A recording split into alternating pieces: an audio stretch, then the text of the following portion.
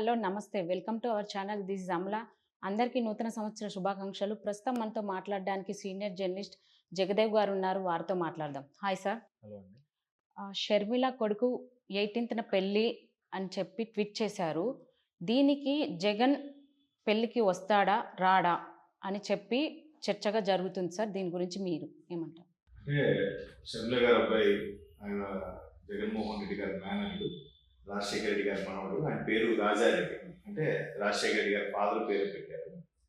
అయితే ఇది గత కొద్ది రోజులుగా ఎందుకు చర్చనీయాంశం అయ్యింది అంటే ఇది మనం ముందు నుంచి కూడా మాట్లాడుకోవాలి. ఎట్లా అంటే జగన్మోహన్ రెడ్డి గారు జైల్లో ఉన్న తర్వాత షర్మిల గారు కానీ విజయం గారు కానీ చాలా వరకు రోడ్ల మీద తిరిగి అసలు ఏమీ తెలియని, అసలు బయటి ప్రపంచం అంటే తెలియని షర్మిల గారు తండ్రి చాటు బిడ్డగా, తర్వాత భర్త చాటు ఇల్లాలుగా ఉన్న ఆవిడ ఒక్కసారిగా అన్న జైలుకి వెళ్ళిన తర్వాత ఎంత కార్యకర్తల్ని అందరినీ సమాయత్తం పరచడానికి ఒక్కసారిగా రోడ్డు మీదకి వచ్చారు. ఆవిడ చాలా విమర్శలు ఎదుర్కొన్నారు. ఈవిడ ఇంత దూరం ఈ ఓదార్పు యాత్ర, ఈ పాదయాత్ర చేయగలరా లేదా, పైగా గొంతుకేంటి అలా ఉంది అని రకరకాల విమర్శలు ఎదుర్కొన్నారు. అయినప్పటికీ ఆవిడ స్టేజ్ ఫియర్ లేకుండా ఎన్ని విమర్శలు ఉన్నా కూడా అలాగే తిరుగుతూ అందరినీ సమాయత్తం చేస్తూ కష్టపడ్డారు. ఏం జరిగిందో తెలియదు. ఆయన సీఎం అయిన తర్వాత ఒక్కసారిగా తల్లి కూతురు ఇద్దరు, షర్మిల గారు కానీ విజయం గారు కానీ బయటకు వచ్చేసారు. అంటే తెలంగాణ వచ్చేసారు. వచ్చినప్పుడు కూడా విజయం గారు దాన్ని ఏమంటారు, గౌరవ అధ్యక్ష పదవికి రాజీనామా చేస్తూ నేను ఇకపై బిడ్డతోనే ఉంటాను అన్నట్టుగా చెప్పారు. దాన్ని జనరల్గా ప్రతిపక్ష పార్టీ, అగెనెస్ట్ పార్టీ వాళ్ళు ఎవరైనా సరే ఎలా మాట్లాడుకుంటారంటే ఇది ఏముందిలే, ఖచ్చితంగా ఆయనే వెలగొట్టేసి ఉంటాడు, లేదంటే పడక వెళ్ళిపోతున్నారు, రకరకాల వార్తలు వినిపిస్తాయి. అలా వార్తలు వినిపించినప్పుడు అది ఎక్కడ ఎవరికి నచ్చింది వాళ్ళు ఊహించుకున్నారు. ఎట్లాగో జనరల్గా ప్రతిపక్షాలు పడలేదు అని అంటే ప్రభుత్వం వైపు కానీ ప్రతిపక్షాలు కానీ ఎవరు చిన్న పాయింట్ దొరుకుతుందో దాన్ని రభస్ చేద్దాం అన్నట్టు చూస్తుంటారు.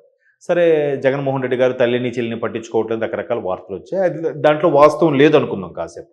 అయితే మొన్న రీసెంట్గా తెలంగాణ ఎన్నికల సమయంలో ఆవిడ కాంగ్రెస్తో కలిసి పోటీ చేస్తారనుకున్నారు, సీట్ల సర్దుబాటు అనుకున్నారు. తర్వాత కుదరక కాంగ్రెస్లోంచి బయటకు వచ్చేసి ఓకే కాంగ్రెస్లో బయట నుండి మద్దతు ఇస్తూ అన్నారు. తర్వాత కాంగ్రెస్లో పార్టీలు విలీనం చేస్తారనుకున్నారు. అన్ని స్టేట్మెంట్ అయినప్పుడు ఆవిడ ప్రెస్ మీట్ పెట్టారు. నేను కాంగ్రెస్కి బయట నుంచి మద్దతు ఇస్తాను, ప్రస్తుతానికి అది విలీనం చేయట్లేదు, చూద్దామంటే ఆ సందర్భంలో ఒక జర్నలిస్ట్ అడిగిన క్వశ్చన్ ఏంటంటే ఇట్లా సజ్జల రామకృష్ణారెడ్డి గారు మీ గురించి ఎట్లా మాట్లాడారు, జగన్మోహన్ రెడ్డి గారిని ఇబ్బంది పాలు చేసిన కాంగ్రెస్ పార్టీలోకి మళ్ళీ ఈవిడ వెళ్తున్నారు, ఎంతవరకు కరెక్టు, అది అసలు ఆవిడ నిర్ణయం కరెక్ట్ కాదని సజ్జల రామకృష్ణారెడ్డి గారు అన్నారు, దానికి మీరేం స్పందిస్తారంటే అప్పుడు షర్మిల గారు ఏమన్నారంటే ఒకప్పుడు నేను అక్కడ నుంచి వచ్చేసినప్పుడు నాతో సంబంధం లేదని చెప్పారు, ఇప్పుడు అదే వ్యక్తి మళ్ళీ నా గురించి మాట్లాడుతున్నారంటే మళ్ళీ నాతో సంబంధం కలుపుకోవాలని చూస్తున్నారా అని ఆవిడ అడిగారు. అంటే దాని అర్థం ఏంటి, సంబంధం లేదంటే అప్పటికే ఎడమొహం పెడమొహం అయినట్టుగానే కదా ఆవిడే ఓపెన్గా చెప్పారు. అలా కాకుండా అంతకుముందు ఒక ప్రైవేట్ ఛానల్కి ఇచ్చిన ఇంటర్వ్యూలో కూడా నేను, నా భర్త, నా తల్లి అందరం చాలా ఇది పడినా కూడా ఎక్కడ మాకు సరైన సముచిత స్థానం పార్టీలు దక్కలేదు, అందుకే మేము బయటకు వచ్చేసాం అన్నట్టుగా కూడా రకరకాల వ్యాఖ్యలు. అంటే కరెక్ట్ మీనింగ్ చెప్పగలుగుతున్నాను తప్ప ఏం మాట్లాడరు అనేది నాకు సరిగ్గా గుర్తులేదు. బట్ భావం అయితే అదే, అక్కడ నుంచి పడట్లేదు కాబట్టి ఇటు వచ్చేసామన్నట్టు. సో ఇప్పుడు ఎప్పుడైతే ఆవిడ కాంగ్రెస్కి సపోర్ట్ ఇచ్చారో అధిష్టానం నుంచి పిలుపు వచ్చింది, ఆవిడకి పీసీసీ చీఫ్గా ఇస్తారన్నట్టు కూడా వార్తలు వస్తున్నాయి. ఒకవేళ ఆంధ్ర పీసీసీ చీఫ్గా ఇస్తే ఖచ్చితంగా వైఎస్ఆర్ ఫ్యామిలీ నుంచి కొడుకు ఒకవైపు కూతురు ఒకవైపు పోటీ చేసినప్పుడు ఖచ్చితంగా ఓటు అని చీలిపోతుంది కాబట్టి నష్టం ఎవరికి, వైఎస్ఆర్సీపీకే ఉంటుంది కదా. ఇవన్నీ దృష్టిలో పెట్టుకొని అక్కడ జగన్మోహన్ రెడ్డి గారు ఆయన చుట్టమైన మన వైవి సుబ్బారెడ్డి గారితో రాయబారం పంపించారన్నట్టు కూడా వార్తలు వస్తున్నాయి. దాంట్లో వాస్తవం ఎంతో తెలియదు కానీ అయితే వైవి సుబ్బారెడ్డి గారు ఏమన్నారంటే మీరు ఇట్లా కాంగ్రెస్లో మళ్ళీ విలీనం చేశారు పార్టీని, తనకు పీసీసీ చీఫ్గా కూడా ఇస్తామంటున్నారు, మీరు అక్కడికి ఆంధ్ర వస్తే ఇబ్బంది అవుతుంది, అదే కాకుండా ముందుకి కొడుకు పెళ్ళి ఉంది, కొడుకు పెళ్లి చెప్పడానికని మీరు వస్తారు, మీరు రావద్దు, వస్తే ఇంక ఇబ్బందులు ఎదుర్కొంటారు అన్నట్టుగా వైవి సుబ్బారెడ్డి గారితో జగన్ గారు రాయబారం పంపించారు. దానికి వైవి సుబ్బారెడ్డి గారి మీద షర్మిల గారు సీరియస్ అయ్యారన్నట్టు కూడా రకరకాల వార్తలు వినిపిస్తున్నాయి. దీంట్లో వాస్తవం ఎంతో తెలియదు కానీ బట్ ఎన్ననుకున్నా చిన్నప్పటి నుంచి చనువుగా ఉన్నప్పుడు ఒకే ఫ్యామిలీ, ఒకే బ్లడ్, మేనల్డు, సొంత మేనల్డు. సో మేనల్ని మేనగోళ్ళని ఇద్దరిని, కొడుకుని కూతురిని ఇద్దరిని ఇచ్చి పంపించి పెళ్ళికి పిలిచే అవకాశం ఉంది. పెళ్ళికి పిలిచిన తర్వాత మీరంటే ఫిబ్రవరి 18న ఎప్పుడు మ్యారేజ్ అంటే ఆ మ్యారేజ్కి జగన్మోహన్ గారు రావాలి. వస్తే ఒకవేళ కుటుంబం అన్నాక ఎన్నో ఉంటాయండి రకరకాలు, ఎవరు ఇష్టం వాళ్ళది, ఎవరు పర్సనల్ వాళ్ళది. అవి మనం ఇప్పుడు రాజకీయ పరంగా మాట్లాడకూడదు. బట్ రాజకీయ రంగు ప్రతిదానికి పులుముతున్న ఇప్పుడు అలవాటు అయిపోయింది కదా. ఇప్పుడు ఎలా ఉన్నాయంటే ప్రతిదీ ఫ్యామిలీ లేడీస్ వైపు, ఫ్యామిలీల విషయం వైపు, వాళ్ళ పెళ్ళిళ్ళ మీద డిస్కషన్‌లో టాపిక్‌లోకి వెళ్ళిపోయింది. అది వాళ్ళ వ్యక్తిగతం, మనకు అనవసరం. సో, అలా మాట్లాడినప్పుడు వీళ్ళు మాట్లాడారు ఎప్పుడో ఖచ్చితంగా వీళ్ళ మీద కూడా వీళ్ళెప్పుడు దొరుకుతారా? వీళ్ళ మీద మాట్లాడదాం అని చూసేవాళ్ళు కూడా ఉంటారు కదా. సో, అలాంటప్పుడు ఇప్పుడు జగన్మోహన్ రెడ్డి గారు ఆ పెళ్ళికెళ్తే ఓకే. వీళ్ళనుకున్న వీళ్ళు ఒకటేరా అన్నట్టుంది. పెళ్ళికి వెళ్ళలేదు అనుకోండి, ఖచ్చితంగా ఈ అభిప్రాయాలు ఏవైతే ఉన్నాయో, ఏవైతే రూమర్స్ గాను, వార్తలుగా వినిపిస్తున్నాయో ఇవన్నీ నిజమని నమ్మాల్సొస్తది కదా. మరోవైపు ఖచ్చితంగా వైసీపీ అక్కడ ఉంది కాబట్టి ఈవిడ వచ్చి పీసీసీ చీఫ్‌గా ఒకవేళ అయితే కాంగ్రెస్‌కి ఎన్ని సీట్లు వస్తే ఆ విషయం పక్కన పెడితే కాంగ్రెస్ తరపున పోరాడాలి, కాంగ్రెస్ తరపున మాట్లాడాలి కాబట్టి ఖచ్చితంగా ప్రతిపక్షంలో ఎవరున్నా గానీ వాళ్ళ మీద బురద జల్లాలి, వారి మీద విమర్శించాలి. అక్కడ అన్నయినా, తమ్ముడైనా, తండ్రైనా, కొడుకైనా ఎవరైనా సరే. సో, ఈవిడ ఖచ్చితంగా జగన్మోహన్ రెడ్డి గారిని విమర్శించాలి. అప్పుడు ఇప్పటికే ఉన్న ఎడమొహం, పెడమొహంగా ఉన్న బంధాలు మరికొంచెం స్ప్రెడ్ అయ్యే అవకాశం కూడా ఉంది.